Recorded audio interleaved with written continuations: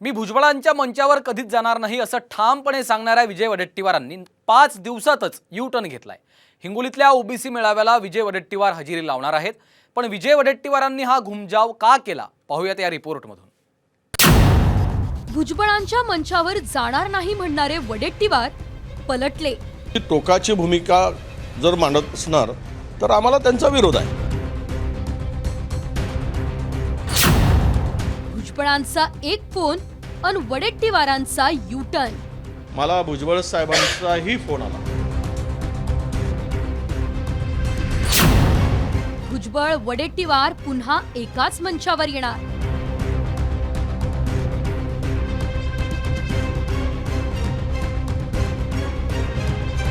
जालन्यातील अंबडमध्ये OBC नेते छगन भुजबळ यांच्या नेतृत्वात ओबीसींचा भव्य मेळावा पार पडला।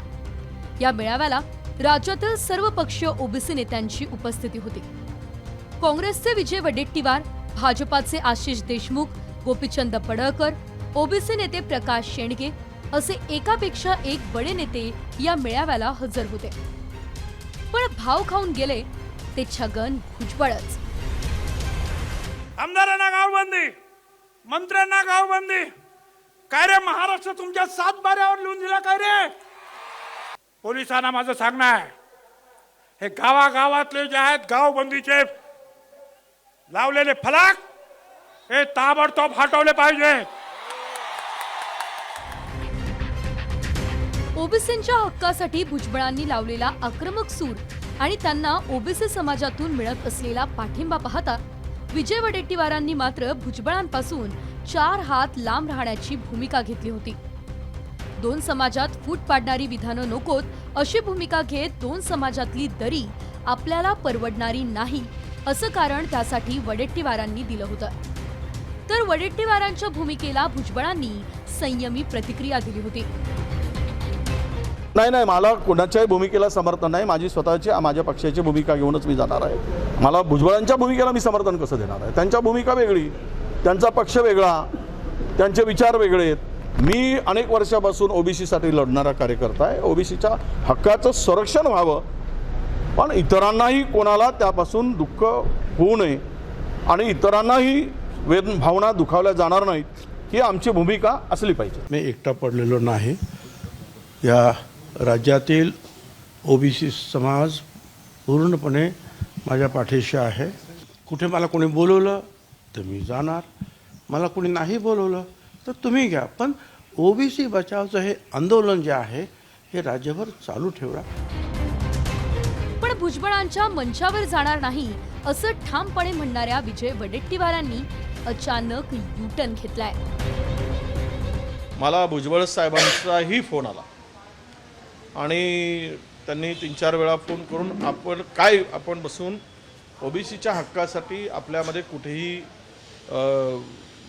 हे दिसू नये अशा प्रकारचे काही ओबीसीचे नेते भुजबळ साहेबांना भेटलेत, मला पण भेटलेत आणि म्हणून मी सांगितलं की मला कितीतरी लोकांचे फोन आले की तुम्ही या मेळाव्याला उपस्थित राहावं। मी त्यांच्या आग्रहाखातर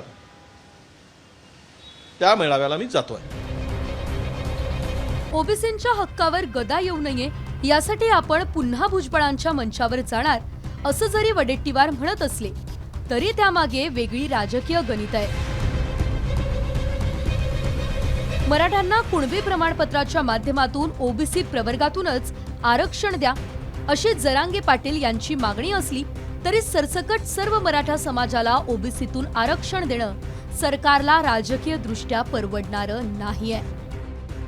त्यामुळे मराठ्यांचं मागासलेपण सिद्ध करून त्यांना स्वतंत्र प्रवर्गातून आरक्षण देण्यासाठी सरकारने जोरदार हालचाली सुरू केल्या आहेत। अशा वेळी ओबीसी आरक्षणाला धक्का न लावता मराठा समाजाला आरक्षण दिल्याचं सांगत सरकार स्वतःची पाठ थोपटून घेईल।